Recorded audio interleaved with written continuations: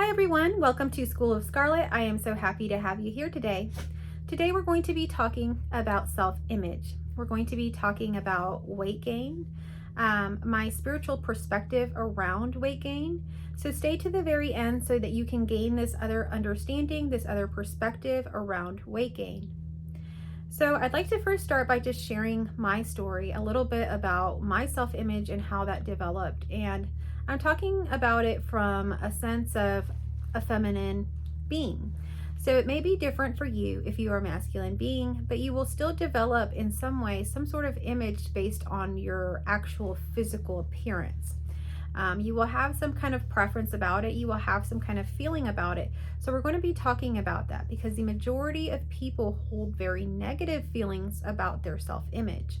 So we're going to kind of transmute that here by really bringing to light what is happening and really bringing to light just the beauty of this moment, of what is, and how that kind of just is already here and now, and what's not beautiful sheds itself.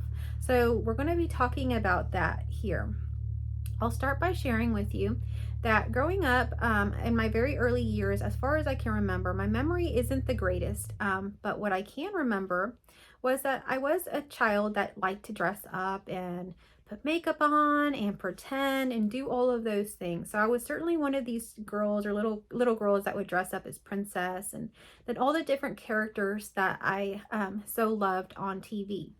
So I had that kind of feminine aspect of myself already developing at a very early age. That aspect is the aspect of, let's say, radiating feminine energy. So we're going to be talking about radiating feminine energy. To radiate feminine energy, the feminine usually uses a lot of different things. She can use things like makeup, dresses, different scarves, things. That's the whole dress up aspect of it. She can use her voice, her tone, her hair, many aspects to create basically this radiating effect of beauty. And essentially what she is radiating is herself, her true essence. What's in the heart is actually being radiated out. So you'll find that people that are, more in their heart, there's something very beautiful about them, even if maybe they aren't considered physically the most beautiful people, let's say, around. Sometimes, or the majority of times, if they are heart-centered, they have the heart open, you will find them to be very beautiful, and you'll be very attracted to them, and you'll want to see them more and know more about them. And so you'll have this sort of magnetism to them because they're radiating feminine energy. And when people are a little bit more closed in their hearts, maybe they're struggling more in life, even you can think of times of war. Women and children and even men wear more black. That's more dreary, more gray colors, less excitement, less color, less art is created during this time. So there is a diminishing of radiance, radiating beauty. So this is what we see when we're lacking or we're not so open in the heart. We're lacking love, as you could say, or unconditional love. So what we're wanting to see here with our self-image is really this radiating aspect to ourselves. We should all have a radiating aspect to ourselves. Doesn't mean that we have to be the most beautiful supermodels of the world or anything like that. Like I say, there's a radiating aspect. There's a beautiful aspect to each and every one of you. And so that is shown through simply by being in joy, being in your in alignment with who you truly are, being in alignment with your heart. So when you're in alignment with who you are, you feel good, you're in joy. And when you're in joy, you radiate. And it doesn't matter what you look like. It doesn't matter if you're a heavier set person, a lighter set person, your skin tone, your nose shape, your whatever it is that you're thinking about. It doesn't matter what that is. You will radiate naturally. It's an energy. It's actually not something physical. And other people will pick up on this, and they will see and sense that radiating aspect to you. So you'll get, more people interested in actually listening to what you have to say. So you'll have more of an impact on others. So your radiating aspect is a very useful and beneficial aspect to your reality, because it is truly what makes you seen. And you see, what makes you seen is truly just simply being you. And that is actually how you radiate. So if you can kind of go back in what I just say and piece those together, it's as simple as just being yourself. But we're all going to radiate in different ways. For the feminine, I'm kind of making this video a little bit more on that aspect, just because that is my own experience. For me as the feminine, just going back into my timeline, I developed this kind of sense of learning radiance pretty early on. And so that was already there for me. And so that develops into more and more and more over time. You know, as you grow up, you get older, you start teenage years. This is where I learned a little bit more about makeup, about being more individual, this sort of thing. And so you grow up even more. Your radiating aspect can diminish when you have too much stress, when you're too much into your masculine energy. So I maintained my feminine energy for quite a while. It wasn't until my first husband lost his job that I went into my masculine energy. When I went into my masculine energy, I gained about, I don't know, 30 or 40 pounds during that time. And I was also losing hair. I didn't have as much hair. If you look at pictures of me of that time, I didn't look as beautiful. I didn't have a radiating aspect to me. And I didn't have much creativity at the time. I was very much into doing. So everything that was being done was very sterile. It didn't feel very homemade. It didn't feel very loving. It was very, you know, cookie cutter, and it's this way. And so it was very pre-planned, very kind of artificial, with a little bit of, you know, that kind of stale feeling behind it. So if you really look and examine, like I can do now, I can see that when we're a little bit too much into our masculine energy, we lose our radiating aspects. And we lose that kind of magnetism that really creates a good flow for the family, for everyone. And really, if we're looking at the physical aspects, because in this video, we're talking a little bit more about the physical, we're talking about self-image. If we can really look at that, I can share with you that I was having problems with my eyes. My eyes were red a lot of the time. My skin wasn't very well. And the weight gain was just, it was coming out of nowhere. There was nothing that was changing in my diet, yet I was gaining a lot of weight. So now we're going to move into weight gain. So you see, whenever my husband lost his job, what I had was a loss of my sense of security. See, if you are familiar with things like the chakra system, and I made a video about that because y'all had asked about it and I got to learn about it through y'all. There is a root, the very base chakra, the root chakra, is where we feel safety, security. And how do we get that? We get that from our jobs, you know, being financially secure, having a home, food, all of our basic needs provided for. And so in that time, there was insecurity because now we were down one income. And so that creates insecurity in the root chakra. And because of that insecurity and that loosening there and that problem right there, it creates it throughout the system. And because of that, you'll see things like I was talking about, a diminishing of the radiating features of beauty.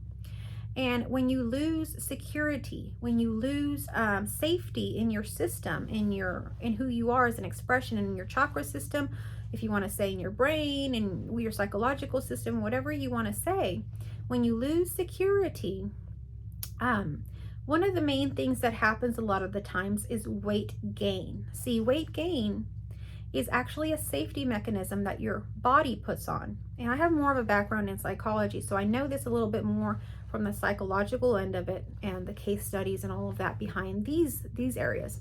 But I even know it on a spiritual side, because through my spiritual awakening, I had quite a significant weight loss. And I have also talked to many people that have also gone through similar things, and all of that changes typically. So, so I'm coming at it from two angles here. But anyhow, Weight gain really happens to kind of add a layer to us, to make us feel bigger, grander, and in turn that makes us feel safer. So if we're looking at it from a psychological standpoint, when I was looking at psychology type case studies, most of the people that were gaining weight, all of these things around weight gain and security, they didn't feel safe. Just as soon as they started to be abused as children, they started to put on significant amount of weight. Just as soon as they had a trauma response to something that happened in their environment, they put on a significant amount of weight. Just as soon as someone had left their environment, for example, there was a divorce, a death in the family, or someone was abandoned or whatever it happened to be, there was significant weight gain. So we can correlate weight gain to feeling unsafe, to not having that security at the root, at the base. So if we're looking at this on the spiritual side of things, our spiritual meaning of weight gain is basically that we do not align or feel secure in who we are, and we're not in line with our true selves, our true divine selves. And what do I mean by that? See, we're not just these limited human selves, we're more than that. And if you feel that you are just this limited self, you're going to judge yourself very harshly like that. And you're not going to feel very secure. You're always going to feel like a leaf in the wind. You're not going to have the safety net of knowing that you are secure, you are loved, you are already whole, complete, and worthy.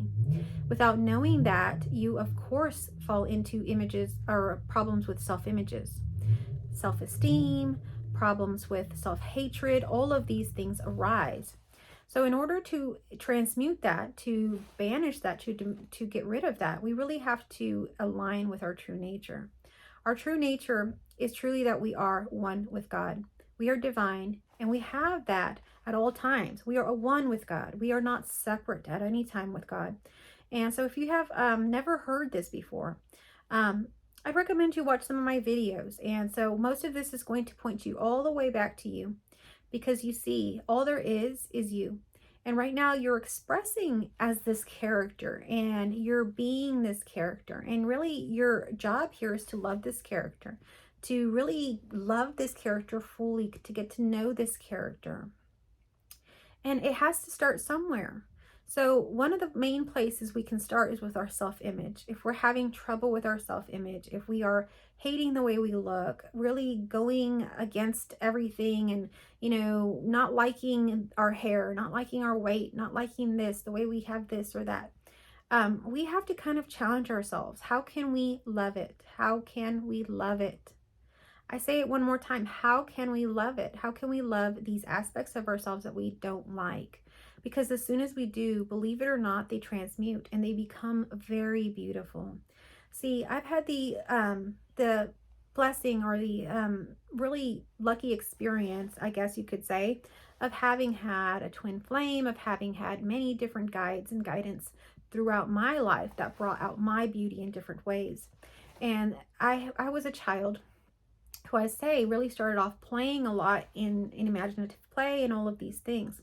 Now, as I got older, I learned more about how to radiate my beauty, but at the same time, I became more in shame, because the more I began to share my body or these sorts of things and get closer to boys and things like that, I began to feel more shame, mainly around my religion, thinking that I was doing something sinful. Of course, now I see that very differently, but I held so much shame around that to avoid those situations, those scenarios, I always wore clothing really all the way up to my neck, covering like everything. And if I ever had like things showing, I was very self-conscious about that covering up. Now, as I got even older, things began to change, and I became more comfortable in my skin. Different things began to awaken, and I began to see that that was a very distorted way of looking at things. So we have to be careful about this, and I'm going to be making more videos around this, because there's a lot of distortions in this world that are completely unnecessary and really hindering people from being their true authentic selves and truly radiating the beauty that is wanting to wanting to be radiated right now, you know. And it's all because of these things. Like, for example, I was so shameful of my body and so shameful of getting close to people because I thought it was sinful. Was it really sinful to be myself? Was it really sinful to just share what I am? What I didn't really, at that time I wasn't conscious of it, but I didn't think that I chose this body. And I wasn't like, it was just, it is what it is. And so how is that a sinful thing? So we really have to look at these things and really examine them. And just because someone says it's one way doesn't mean that they are correct. So always discern. That is your highest, basically, power that you have here, is to discern. Discern, discern, discern. Question everything, because you will see that most people are lying to you. And even question this content. Question everything for yourself. And in doing so, you will get more answers that way, and you will get more truth, more actual truth. So, and even question things when you think that they are truthful, because, there's so much behind everything, and there's so much that everything's very infinite, very intrinsic, and it just goes very deep. So there's always something more to know. So going back to spiritual weight gain and shame and all of these things, well, basically I began to shame myself, cover my body and all of this and that. Now, so for one, I had the shame already. Now later on, when I went more into my masculine energy, I gained about 30, 40 pounds. Now I was not at all radiating. I had gained weight. I had no radiating skin, no radiating hair. I was actually losing hair. I was actually having skin issues, eye issues. So you see, when you go opposing, when you go against the natural ways, you're going to get something sick, something that's not whole, that's going in the wrong direction. So you want to be natural. Feel yourself out. What feels natural for you? And this isn't to say that every female has to be feminine. For example, at times I might want to express more masculine, but that's still radiating, see? And so you're going to radiate in one way or another, so long as it feels natural to you. When it starts to feel unnatural, for example, when I was in my masculine and I was having to, work while my husband was looking for a job because he was out of work, and do all these extra things, and I had a baby at the time, and I was the main one that would do most of the things for her. So all of this stuff, it was really too much. It was stressful. This wasn't a thing that was aligned to me. So that was why my body was getting sick, and it was getting sicker and sicker and sicker. So I was gaining more weight. I was getting sicker. I developed horrible issues with my eyes, blood pressure, just everything was out of whack at that time, everything. And it wasn't until I broke down, like literally broke down, and had to have a health emergency and issue, and then following a divorce, a random divorce, that I was able to find myself through that. So don't be afraid to break down either. These things happen for us to be reborn in a new way, in a new, more aligned way to who we truly are. So all of that stuff that was making me so sick was just not aligned to me at all anymore. Couldn't be. There was no way to tie it in, make it work, nothing. That had to be out for the new. So that's how things kind of work. So I just kind of encourage you on your journey to embrace yourself, use some self-love, be gentle with yourself, and really see that beauty is really a really relative thing. There's times in history that heavier set women have been like the most attractive women ever. There's been times in history that I can even remember where the stick figure supermodels were the most beautiful women. And if we look at what's popular right now, it's more of the curvy, more voluptuous women that would have not really been the beautiful women back when I was, let's say, in high school. So lots of things change. Beauty is very relative. Beauty is in the eye of the beholder as well. One person may see beauty in something and another person may not see it. And so it is just very relative what someone finds beautiful. And that is actually beautiful to me, because I find it beautiful that we can all be so different, and we can find each other beautiful in different ways and radiate our beauty, and also mirror and expand and radiate other people's beauty by loving them, by complimenting them, by bringing them out, letting them be seen.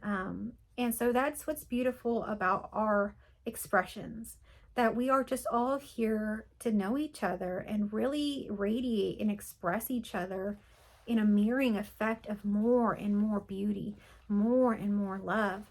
So I really want to just kind of talk about that self-image is just that. It's not about making ourselves beautiful, of doing and changing, nipping and tucking and doing all these different things to ourselves. It's having fun with it. If you're having fun nipping and tucking, that's fine. But let's say, you don't want to do that, whatever. Do what feels good to you. Do you love to dress up and express yourself through clothes? Do you love to express yourself through makeup? Do you love to express yourself in your speech? Do you love to express yourself in your singing, in your touch, in your scent? What is it about you? Play with those aspects of yourself that are radiating. Not every single aspect of you is going to be the most radiating. Like I say, for some, it may be that they are very good at picking out the most beautiful perfume scents. And every time they walk by, people just awaken to these beautiful scents that this person walks around with. So there's no telling what it is that you're going to be radiating with, but you want to tune into what feels natural for you, what feels beautiful for you, and share that with the world. What feels beautiful for you? Think about that.